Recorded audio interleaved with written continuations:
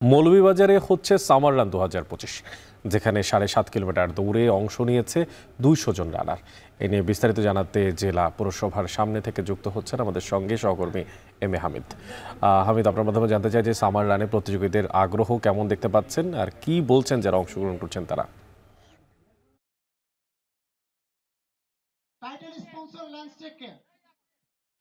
অনেকে আপনি বলছিলেন যে এখানে মৌলভীবাজার পৌরসভার মুক্ত মঞ্চের এখান থেকে সকাল 5:30টার দিকে সামার রানার 2025 শুরু হয় এবং এর আয়োজনে ছিল পাওয়ার পালস এরিনা এবং সহযোগিতায় ছিল Moulvibazar athletics and kabaddi academy এবং তাদের এই আয়োজনে প্রাণ চাঞ্চল্য দেখা যায় এবং যারা অংশগ্রহণ করেছে প্রায় 200 জন রেজিস্ট্রেশন করেছিল, কিন্তু তারা সেটা বেড়ে গিয়ে 250 জনে দাঁড়িয়েছিল এবং তারা এখান থেকে শুরু করে কালেঙ্গা হয়ে আবারও এই গন্তব্যে চলে আসে এবং যারা অংশগ্রহণ করেছে তাদের সাথে আমি কথা বলেছি। তারা বলেছেন যে এই রানার যেটা হচ্ছে সেটা অত্যন্ত স্বাস্থ্যের জন্য ভালো এবং যারা বয়স্ক বা বালক রয়েছেন বা শিশু রয়েছেন তাদেরকে মোবাইল থেকে সরানো এবং মাদক দ্রব্য থেকে সরানোর জন্য যুব সমাজকে তাদের এই আয়োজন এবং এই আয়োজনে উৎফুল্লভাবে যারা ছিলেন তারা অংশগ্রহণ করেছেন এবং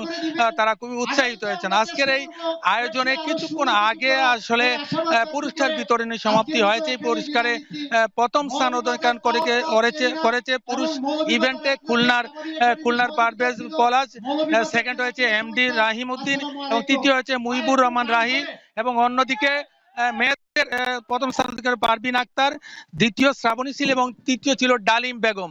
আয়োজকরা বলছেন তাদের এই আয়োজন আরো অব্যাহত থাকবে এবং আগামীতে শুধু বাচ্চাদের জন্য 1 কিলোমিটার রান তারা শুরু করবেন। এই ছিল আমার কাছে মৌলভীবাজার থেকে সামার রান নিয়ে সবশেষ।